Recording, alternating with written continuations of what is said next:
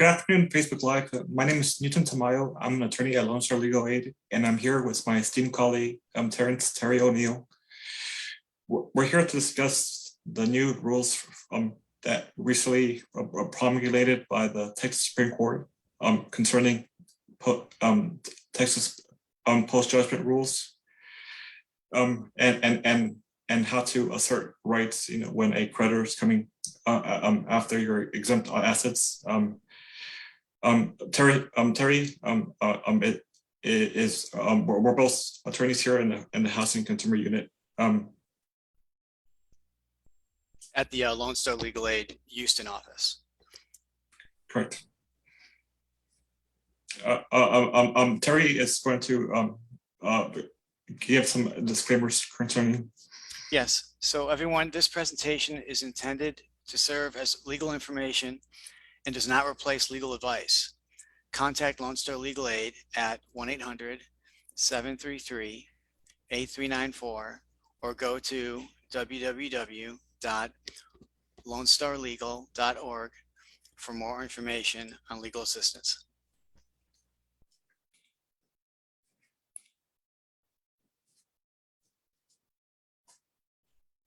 So now everyone will be going through a PowerPoint presentation that we've developed, and Newton and I will switch off. He'll go through one slide, and generally I'll go through the next.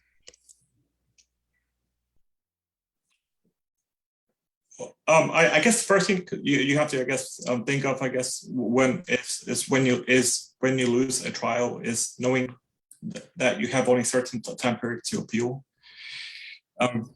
It depends on the timeline. In Justice of the Peace courts for evictions, you have 5 days, and for all other non-eviction cases, you have 21 days. And in all other courts, the deadline is 30 days. Next slide for Terry. Oh, if I could, if go back one, please. If I could add on to that. Oh, wait for a second. If I could add to this, generally, whenever you get something in the mail, from a court, maybe it's a law firm, or an email, again, from a court or law firm, or a constable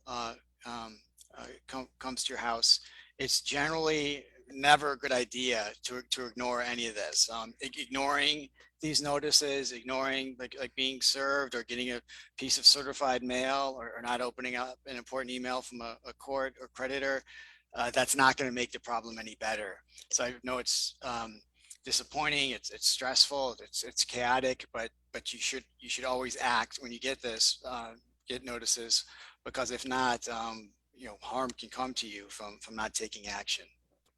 Thanks, Newton. Vice versa. Okay, on this next slide, talking about post-judgment discovery. So what this is after the lawsuit is over with, after the judge unfortunately might rule for the creditor, the credit card company, the auto loan company, whoever, the court has ruled against you, but then the creditor has a right under Texas law to look into what property you have, and also to a limited extent to what your finances are, to what money you have and where it is. This is all allowed under Texas law, but there's some strict rules on what the creditors can and cannot do. So one of the things here, not to actually read through the slides, but I'll use them as a reference, but the creditor has a right to request financial information. Bank accounts are fair game, and of course the amounts in the bank accounts. Moving to the second point, so questions about your assets, the physical things you own, the land that you own, again, the money that you have, other debts. In answering these questions, I'm doing one right now, and it's very, very thorough and detailed. It's, I think, about 17 pages long. Some of the questions you can tell, I say this jokingly, some of these questions you can tell are written by lawyers. 100-word sentences. So sometimes just reading them, you're like, huh, what did they ask? So it's important to read it carefully and understand what the question is. But very importantly, when you're giving an answer, you can't ignore information. In other words, for example, if you say, well, if I don't check my bank account right now and I don't know how much my balance is, therefore I can say I don't know. No, it doesn't work that way. You have a duty to fairly investigate and look into the questions and answer them truthfully and completely. The final point 4 on this is not answering some questions can deem the information to be correct. What that's called is deemed admissions. So in other words, if the creditor sends you a request for discovery, and there's generally 3 parts to it, is admissions, interrogatories, and documents. So the admissions, it's a question. For example, you own this is your bank account. Admit it or deny it.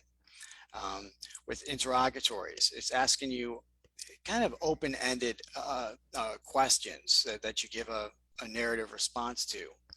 And then documents, again, it could be everything from bank accounts to property ownership documents, like, for example, a title to a home, for example, a title to an automobile, and other things to show not just what you own, but sometimes their value as well.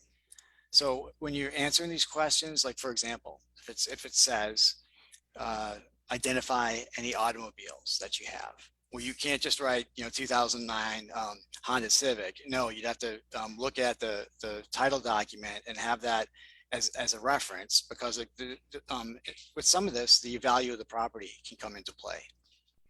Newton, did I miss anything, or do you have anything to add? None at all. I guess the most important thing, I guess, worth repeating is that, is to not ignore documents from, courts, constables, well, like you said, perfectly, the problem is not going away. It's better to confront it head on. Thanks. Next slide, Newton. So when a creditor is trying to enforce your judgment, there's usually a couple ways that to go around it. Number one is that they file a document in the property record stating that you owe the money, a judgment lien, an abstract, and usually that's kind of hard for them to recover on, because at the end of the day, they don't. Most people don't always sell their houses, and if you only own one house, that's protected. Another way they can try to enforce the judgment is by executing a writ of execution, and that is when a constable comes and recovers and tries to recover non-exempt property. Again, because Texas has such debtor-friendly laws, and most of our property in our house and is protected under the exemption rules. Another way they can go about is requesting the court to grant them a writ of garnishment. A writ of garnishment is that they go to a bank that they know that you have, and they request the bank to turn over to go to the court and to turn over the money to the court, and the court will release the money to the judgment creditor. And another way that they can tend to recover is by requesting an application for turnover and the plumbing receiver. And that the court appoints a third party to enforce the debt. That person's called a receiver, and it's their job to look through the assets of the judgment debtor and to see if they have any non-exempt properties, and they have a right to seize it. That they're one of the people that usually send post-judgment discoveries, and and while they're supposed to be neutral, most times they're they will only get paid if they recover money. So so I mean, they're not they're not, I guess, the most easiest persons to negotiate with, but it is a tool permitted under the law. And those are like the ways that creditors can attempt to recover on the judgment. I'm going to click on the next slide to Terry. And these are options that that you have after you're served with these post judgment documents, or even in this case, after going back a step, after the judge might rule for the creditor, you know, what your options are. So starting with the first one, attacking the judgment. Just because a court gave a judgment to the creditor, that doesn't always mean it was correct. Every now and then, I mean, judges are people too. Every now and then, the court might miss something, or it might not even be something that the court did wrong. It might be something that you didn't raise. So, for example, let's go back to, you know, say a few months ago, a creditor sues you and they serve you. In other words, a constable comes to your house, gives you a document and says you're served. Or in this case, the constable came to your house, and every time they did, you closed the door and you didn't you pretend like no one was there and got quiet, and the constable went away. That happens more often than you think. But so then they could do what's called alternate service. The judge authorizes the plaintiff to mail you a letter as notice of the lawsuit. And then say you ignore it. Again, I can't emphasize enough. Bad things will happen if you ignore these. But so say this goes to court, you're not there, and the judge rules for the plaintiff. That's called a default judgment. Now, in that case, let's just say, so it turns out all along, the plaintiff, the creditor, they sued in the wrong county. It's called venue. So for the creditor and for the court to rule, and the for the court to rule in the creditor's favor, one of the basic things is has to be filed in the proper venue. So say you live in precinct 5, but the creditor sues in precinct 8, and you don't attend the trial, and the creditor gets a default judgment.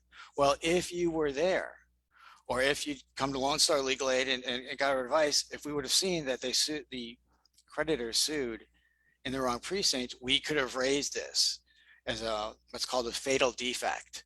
So in other words, if you owe the money, if there's no dispute on the debt itself, that doesn't mean the court can rule for you because the creditor sued in the wrong precinct.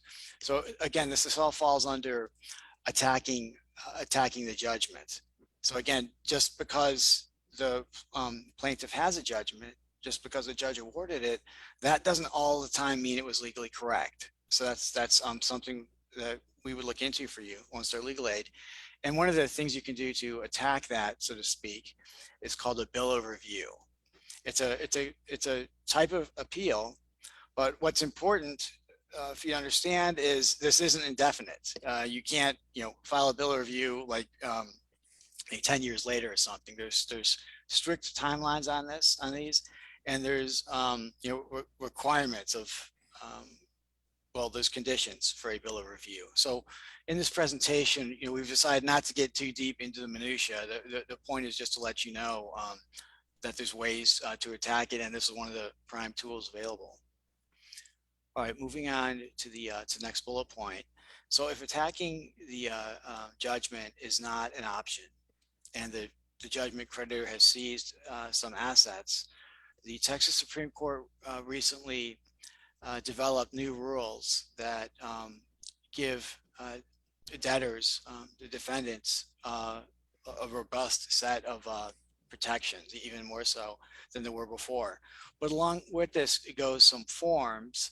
And in my reading of the forms, they seem to be fairly directed to a layperson.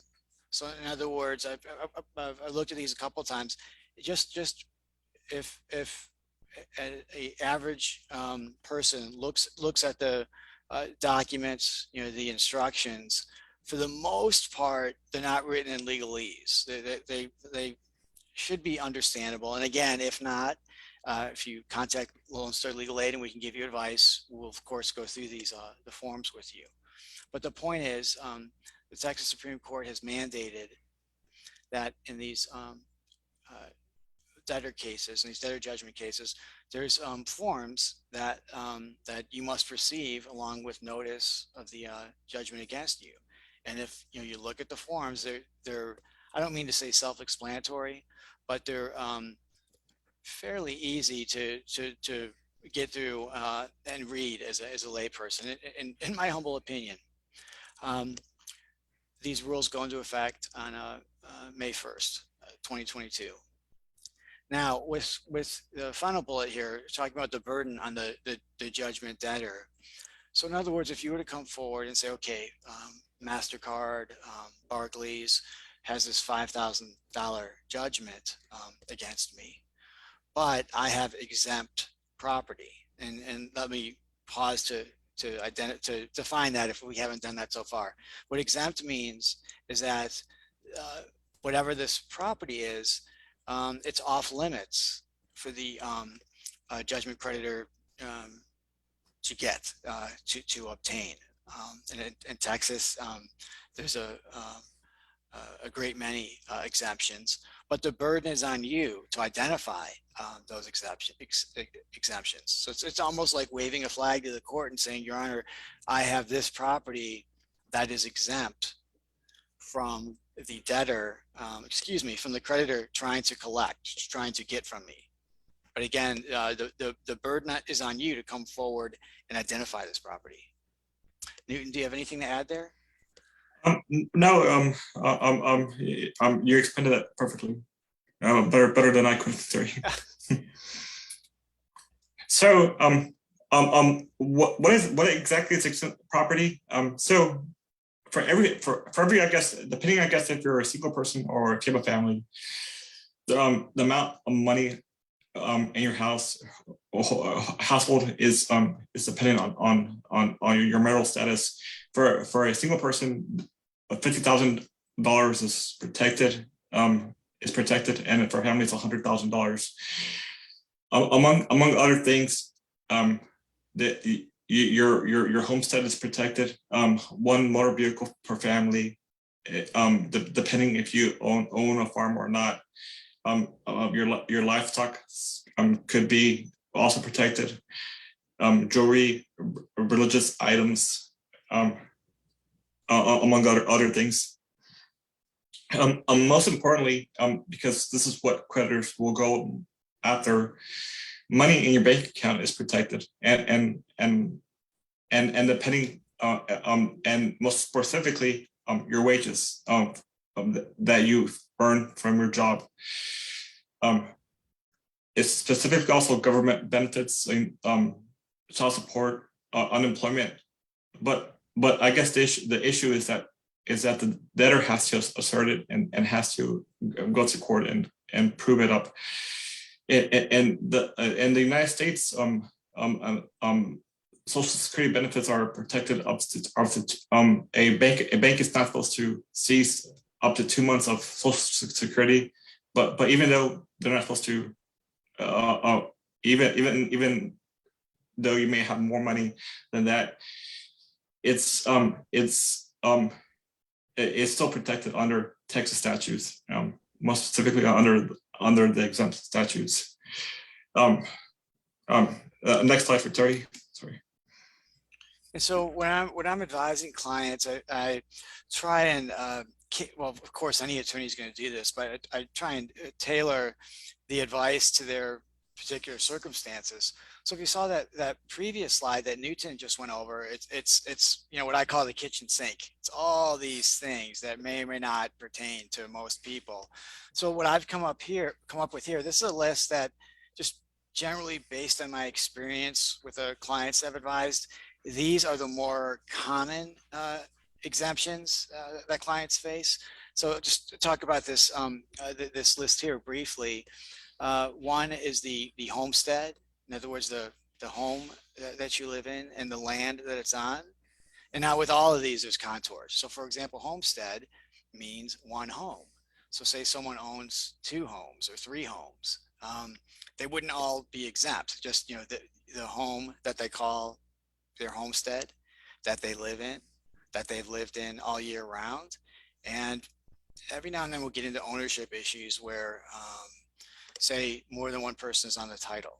So for example, the husband and the wife are both on the title, but say they've divorced. So in a situation like that, this takes a little bit more looking into, but generally, that's the homestead exemption.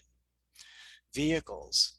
So generally, everyone gets one vehicle that's exempt. And there's exceptions and contours to this, but generally, Texas law allows you to have one vehicle that is exempt from judgment creditors trying to seize.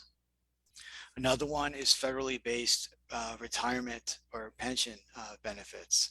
So again, that's federal, and this would include military. So someone that's retired from the military and gets retirement pay. Say someone worked in a federal government agency throughout their career and they're now receiving pension benefits. Those are exempt under different federal statutes. Another big one is Social Security benefits. Veterans benefits, it's a little bit different than military retirement benefits. So say someone served in the military, say in the Air Force for 20 years, and they retired, and now they're getting half of their military pay for the rest of their life. A very generous pension program. Before it was changed a few years or so ago, it's less than that now. But the point being, so that's the military pension. But say that person that served in the Air Force for 20 years was deployed to Iraq or Afghanistan, and when they were there, they were injured in the line of duty. And it, for example, they were in a firefight and there was a bomb blast, and it damaged their eyes. So at that point, they're treated by the military, but they were found they could still serve to complete their 20 years, but they just haven't damaged one of their eyes. Well, at that point, chances are pretty strong that they would also qualify for veterans disability benefits. And here what I'm talking about is the U.S. Department of Veterans Affairs can consider and award disability benefits, which are separate and apart from the military retirement. And there's, without getting too complicated here, but there's rules on the percent of your disability pay that you can earn separate and apart from military pay. And again, it just retirement pay. So again, it gets very confusing, but just to let you know, they're 2 separate things, and they're both exempt. And then finally, there's civil service retirement benefits. I would call this, the easy way to define this is non-uniformed federal government service. So, I mean, pick your federal agency. Say someone worked for FEMA, Federal Emergency Management Administration. So they worked there for enough time to get a civil service retirement. That would count. Newsom, can you think of anything to add, or did I miss anything? No, again, sorry. Yeah, excellent. Sorry. Okay, back to you. So with the new rules, the way to claim an exemption has been simplified. The first step is to fill out the seizure exemption claim form and deliver it to the court and to the other side. This form will be made more widely available as a date for when the rules come out. It comes out at that point. At that point, it's still being formed and changed. But I guess the next step is that the court will schedule a hearing. And one of the beneficial things is it has to be within 10 days after they receive the seizure claim form. If you haven't heard anything back from the court and you know that they received it, I would contact the court and ask them for a hearing date and time and place, and state the fact that, you know, under the new rules that they're required to give you a hearing within 10 days. Previously, sometimes it would take months to get a hearing, and sometimes the creditors would sell your property. So with this new form and new rules, they've simplified it and they've made everything expedited, you know, to allow the judgment debtors to get the property back. Next slide, Terry. And going back to the form that Newton was just referring to, I'm scanning it over right now. And at the beginning, I emphasized it earlier in the presentation. I said that I felt that these the new forms are layperson friendly, user friendly. So I'm looking at the seizure exemption claim form right now. Just like, for example, the first section, your information, you know, my name is, address is, the email that I check often is, your section 2, exemption claims.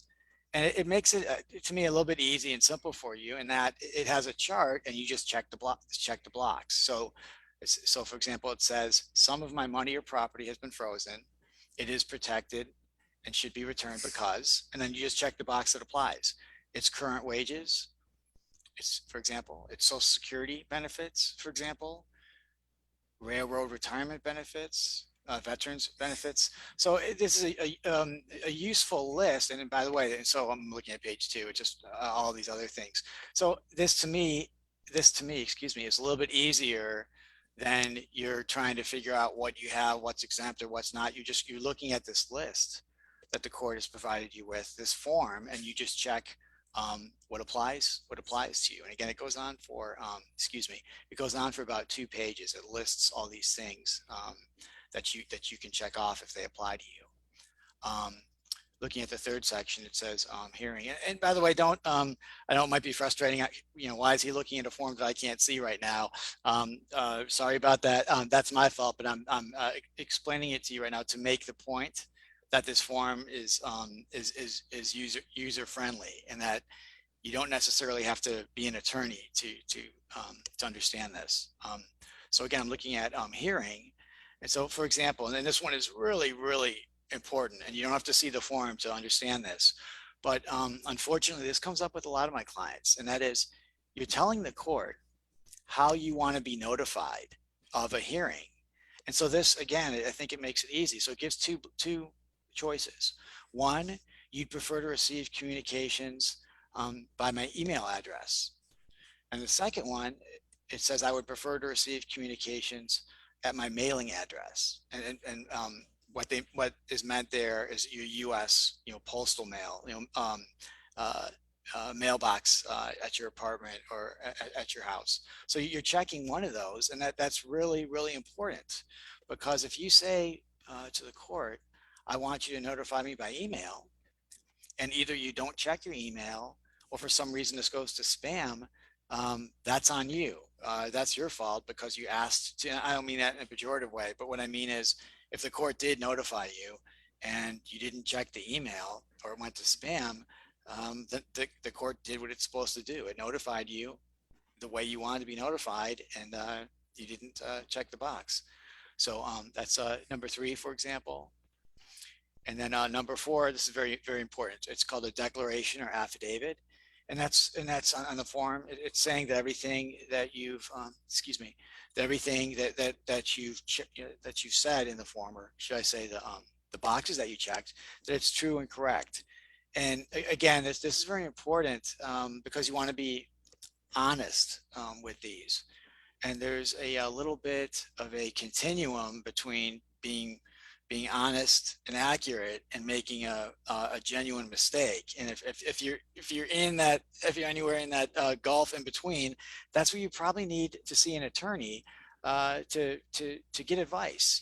As you give your answer, if you're not too sure about something and it's because you intentionally didn't research, that's wrong on your part. So Point being, I think these forms are going to be helpful and easy to use. But again, I would encourage you to seek advice of an attorney in completing these.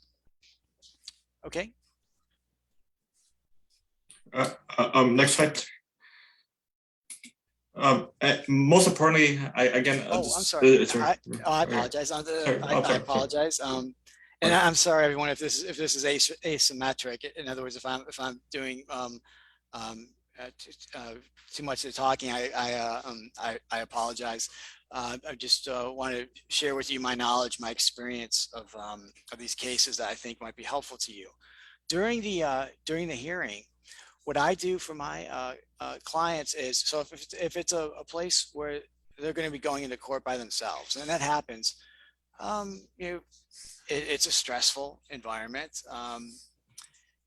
In the cases I've had over the last couple of years here in Harris County, the trials they go very, very quickly, and sometimes you don't know what happens. What happens until the trial's over with. They go so quickly. What I do, if some of my clients are going to be representing themselves, if they're going to court by themselves, I prepare like a one-page outline for them.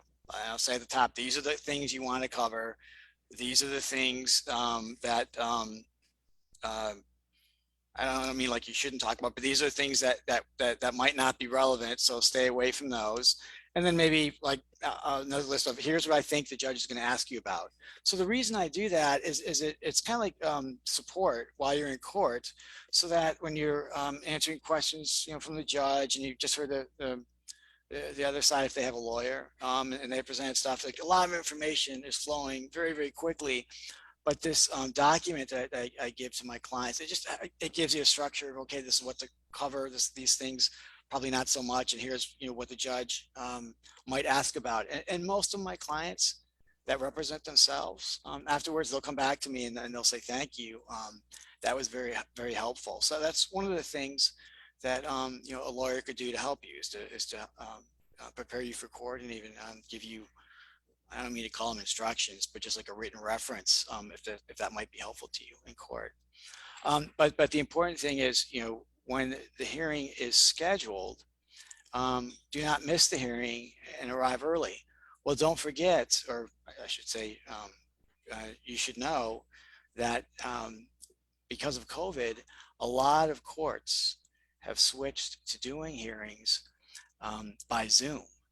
So in some courts, that's like an option that you can Zoom or in person. Some courts is mandatory. It's a Zoom only. And some courts, it's only in person. So you want to know ahead of time. And so, for example, if it's a court that only does things by Zoom, you shouldn't check or get familiar with Zoom the day of the court hearing. You should do it ahead of time. You should, what I call is IT checks, info technology checks. Make sure that whether it's your laptop or your phone or whatnot, that you know how to use Zoom, and there aren't any connectivity issues. But whether the hearing is in person or over Zoom, you should have all your documents like laid out in front of you and ready to go. So, for example, Your Honor, I'm claiming an exemption for my homestead, and you might have, for example, a title to your home, or I'm claiming exemption for my vehicle, and you have a title, or especially I'm claiming my income is exempt. I'm claiming that my Social Security disability income is exempt, and you might have your award letter saying that you're entitled to Social Security disability, and it'll say how much that is. And even better, I would have, for example, in that case, a recent bank account statement, or should I say a statement from Social Security showing what your current payment amount is.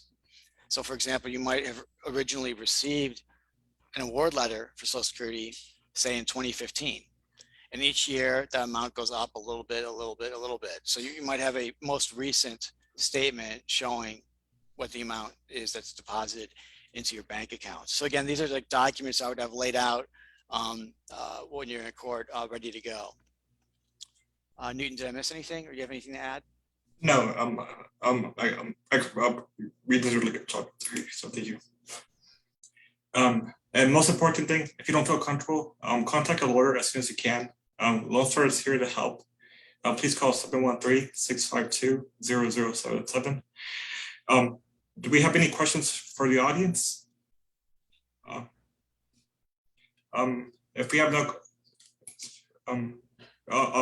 questions, thank you very much, and thank you, Terry, and thank you, the communications department at Lone Star Legal Aid. Thanks, everyone. Thanks, Newton. Thank you. Thanks, Ashley.